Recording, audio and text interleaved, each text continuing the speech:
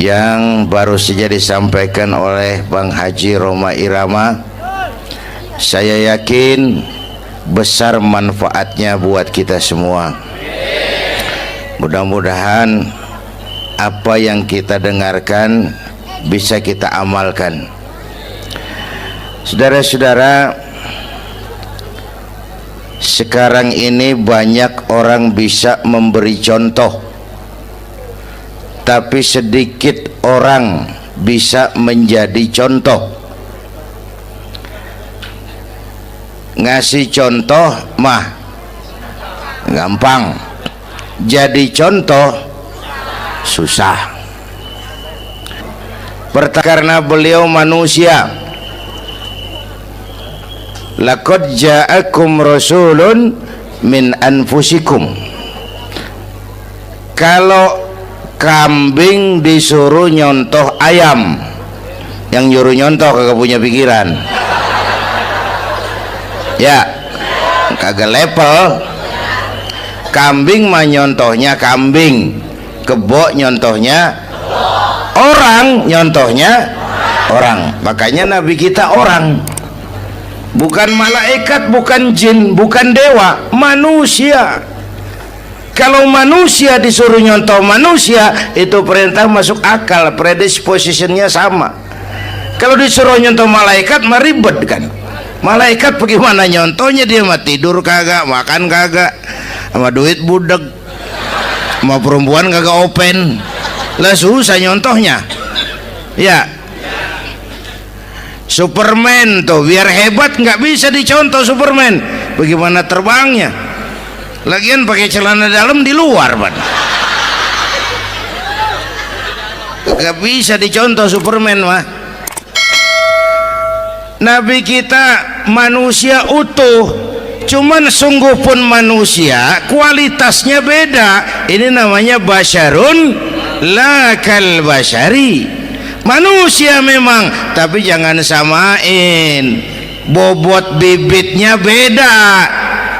Contoh, kita nih manusia, kita tidur. Nabi kita manusia, beliau tidur. Tidur Nabi, tidur mata doang, hatinya nggak pernah tidur. Tuh bedanya sama kita tuh. Tidur kita keblek, asal tidur habis-habisan. Lagi, kita manusia, kita keringetan. Nabi kita manusia, keringetan. Keringet Nabi harum wangi, bau minyak kasturi, zaman belum ada parfum. Keringet kita udah rasain aja masing-masing dah, jangan pakai dikebet udah.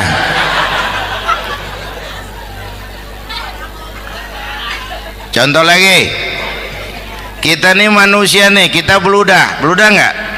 Nabi kita manusia, beliau juga beludah. Ludah Nabi obat, ludah Nabi.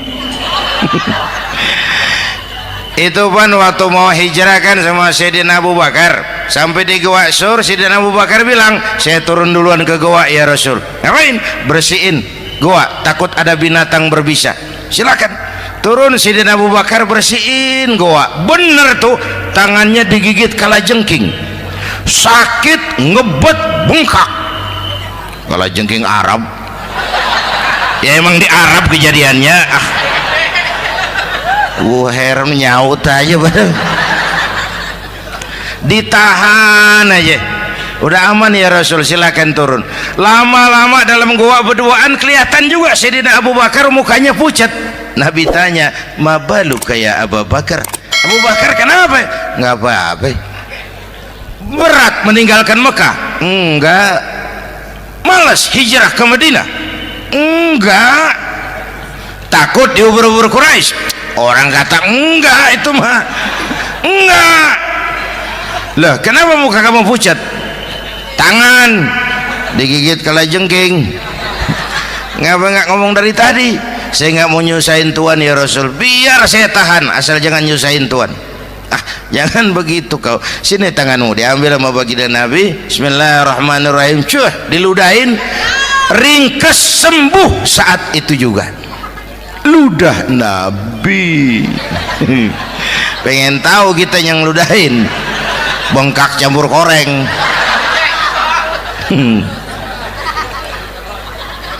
Satu tuh alasannya kenapa Nabi dijadikan contoh, karena manusia, kalau manusia disuruh nyontoh manusia pasti bisa dong ya.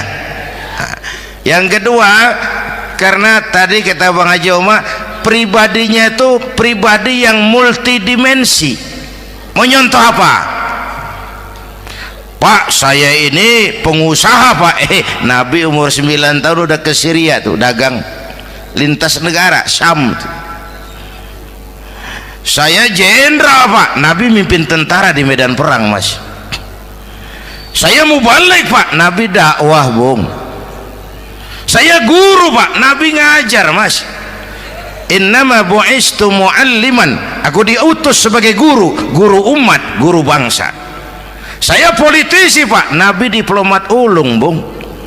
Saya presiden Pak, Nabi mimpin bangsa dan negara Mas. Saya kepala rumah tangga Pak, Nabi punya anak bini Bang. Ayo lempengan mana dulu cari ngomong. Malah Nabi Isa tuh nggak bisa jadi contoh bagaimana membina rumah tangga bahagia. Bagaimana membina rumah tangga bahagia menurut contoh Nabi Isa? Nggak ada Mas. Kenapa? Nabi Isa belum sempat kawin. Ya, Nabi Isa belum sempat kawin. Ada pengikut Nabi Isa menyangka nggak kawin ajaran Nabi Isa, pada ngikut lagi nggak kawin. Tuh pastor tuh mubazir. Lah orang dikasih perabotan. Bang bener, saya kalau dalam Islam kiai kagak boleh kawin, saya pilih berhenti jadi kiai. Kalau kagak ada giro-giroan, botak rambut.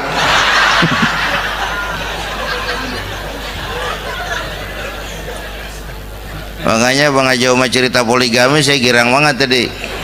Bukan yang ngomong ahlinya soalnya.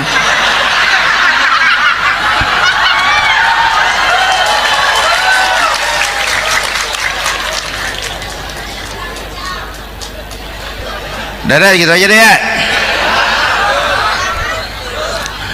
Nah kata Imam Busair ini yang dahsyat, ka'annahu wa huwa fardun fi jalalatihi fi askarin hina talqahu wa fi hasham. Sepertinya kehebatan Rasulullah itu sama baik sendiri maupun di tengah tentara. Artinya begini, orang hebat banyak, tapi yang hebat di mana-mana susah nyarinya. Baginda Rasul ini lagi duduk hebat, lagi jalan hebat, ada di pasar hebat, lagi di masjid hebat, di medan perang hebat, di depan anak-anak hebat, di mata musuhnya hebat, di depan sahabatnya hebat, di mata istrinya hebat, di mana-mana hebat. Lah susah jadi orang begini Bang ya. Kita mah hebat juga setempat, di kantor hebat, sekantor orang diomelin di kantor, pulang ke rumah dikeplak sama bininya diem aja. Nih di depan bininya dia kagak hebat dia mah.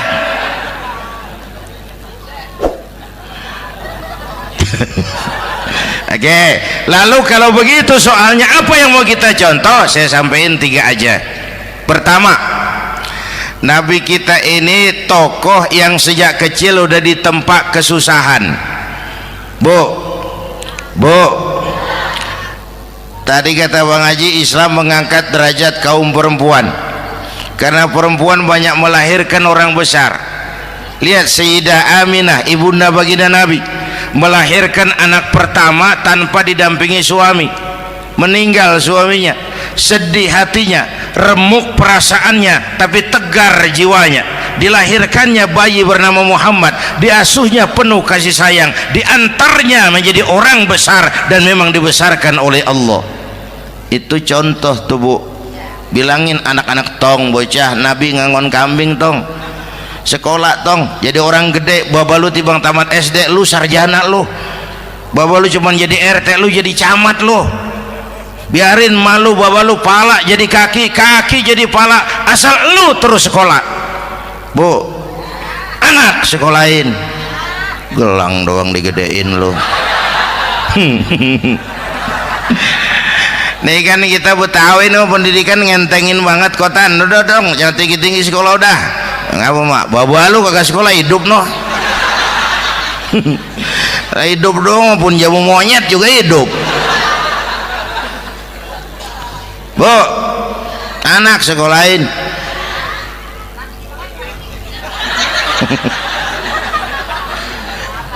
Mahatma Gandhi, kecilnya begeng ceking cacingan liatim, emaknya tuh Gandhi sekolah nak, Gandhi belajar nak, Gandhi jadi orang besar nak, kalau perlu belajar ke Inggris biar Inggris menjajah kita, nggak apa-apa kau sekolah ke Inggris tapi jangan jadi Inggris nak, jangan pacaran sama bule, jangan sentuh minuman keras. Gandhi jadi orang besar. Mahatma Gandhi tumbuh karena dorongan emak.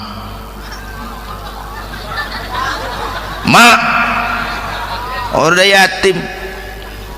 James Watt, Kang Bandrek. Emaknya tuh yang dorong tuh jadi orang besar. Belum lagi perempuan yang jadi besar. Di Indonesia ada Kartini, di Jawa Tengah ada Dewi Sartika, di Jawa Barat Dewi Sartika, di Bengkulu ada Fatmawati Soekarno sang penjahit bendera merah putih, di Aceh muncul Laksamana Malahayati, disusul kemudian oleh Cut Nyadin, baru kemudian muncul Cut Koko, Cut Meme, Cut ya udah tak cut lain dah.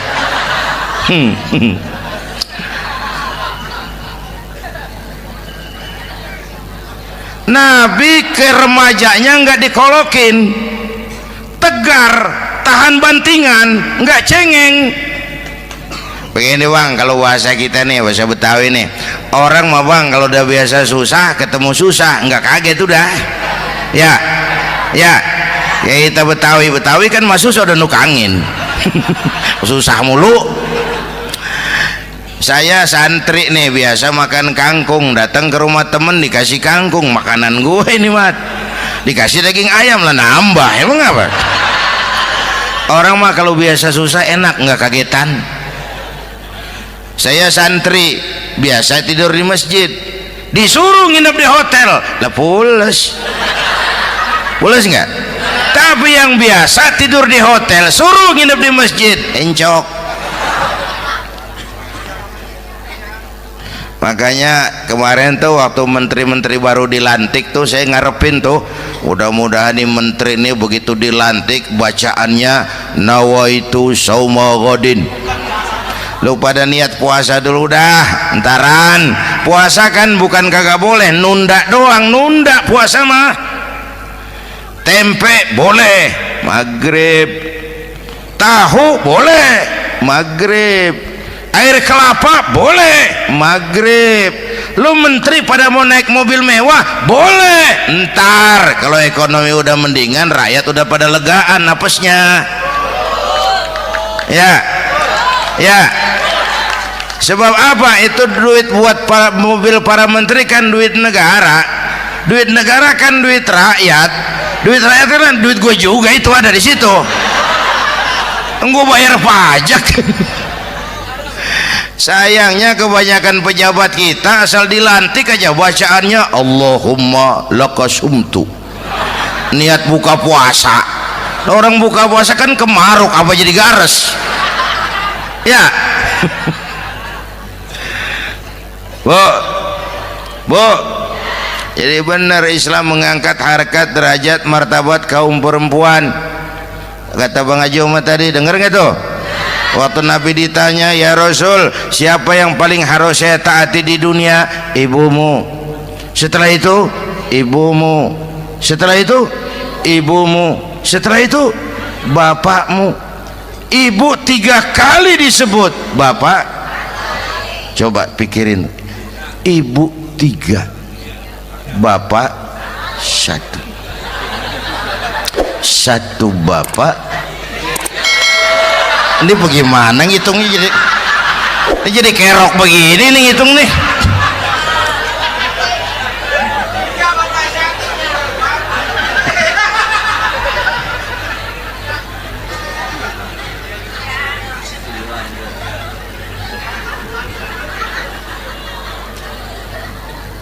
Jangan takut ngadepin susah, hidup nih keras, kerja keras, perseringat banting tulang, ya Bu. Satu.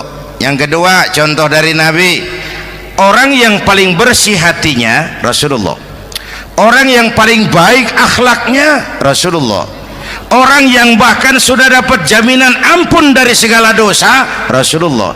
Tapi orang yang kalau sholat malam sampai bengkak kakinya karena rajin sujud Rasulullah. Aspek ibadah apaan? Hei, diam-diam giliran gue ini ngomong.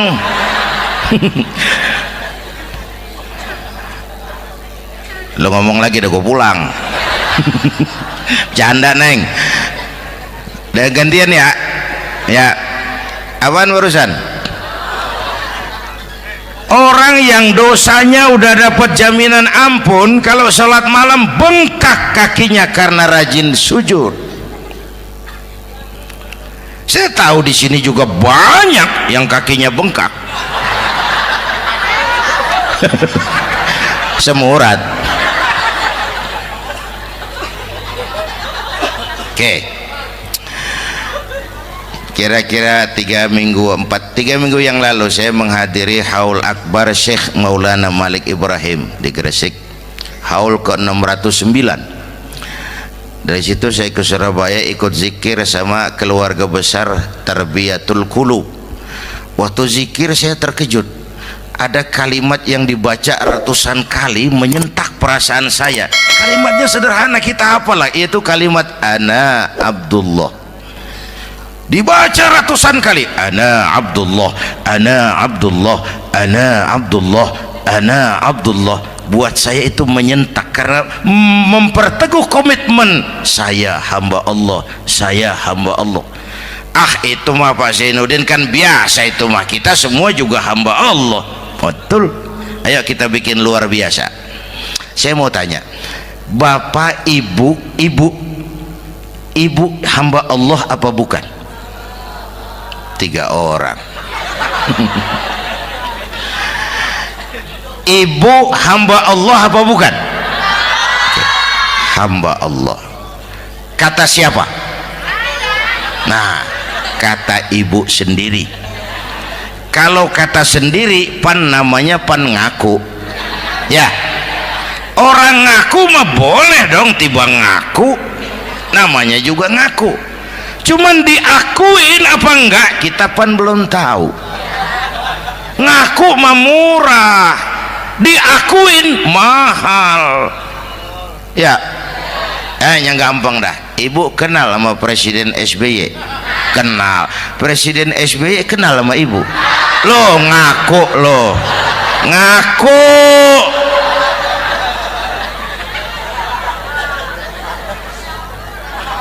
Saya hamba Allah, kata saya. Berapa banyak orang mulutnya hamba Allah, perbuatannya menyatakan dia hamba dunia, hamba harta, hamba jabatan, hamba setan, budak nafsu. Nggak sesuai ucapan sama perbuatan.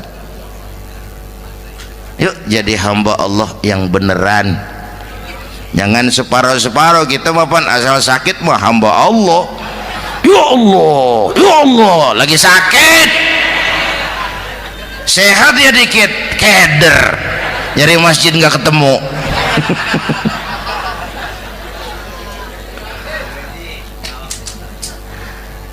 Apalagi kata Bang Haji tadi nih, kita nih kan zaman entertain nih, orang pada pintar bikin bungkusan sekarang Bang, ya.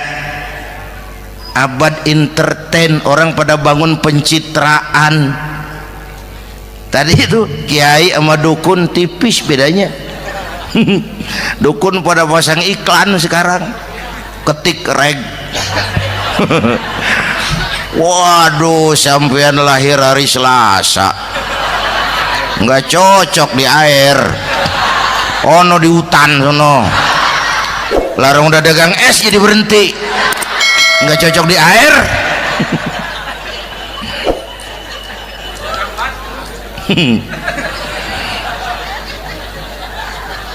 Bu, di zaman ini siapa pakai apa, siapa mau jadi apa kagak urus nih. Bapak Ibu hadirin yang saya hormati, dan masyarakat kita ini kayak daun kering. Tahu daun kering? Gampang dikumpulin, susah diikat, berisik, gampang dibakar. Tuh daun kering. Penyakitnya kutil, kurang teliti, cepat heran, gampang kagum. Cepat heran, gampang kagum. Dulu ada tuh satu hari tabrakan di jalan kenceng, buah, korban jatuh belepotan darah, dikerubungin orang banyak. Datang wartawan mengambil gambar dari dekat, susah, orang banyak bener ngerubung. Cari akal nih wartawan, tolong saya dikasih jalan ke dekat korban. Orang nengok semua, saudara siapa? Saya bapaknya korban, katanya. Dia ngaku bapaknya korban. Ya orang minggir semua, minggir, ini ada bapaknya korban. Orang minggir semua, dia maju ke depan korban. Sampai di depan korban pucat mukanya tuh wartawan. Kenapa? Yang ketabrak anak monyet, Pak. Dia udah kedongan ngaku bapaknya korban.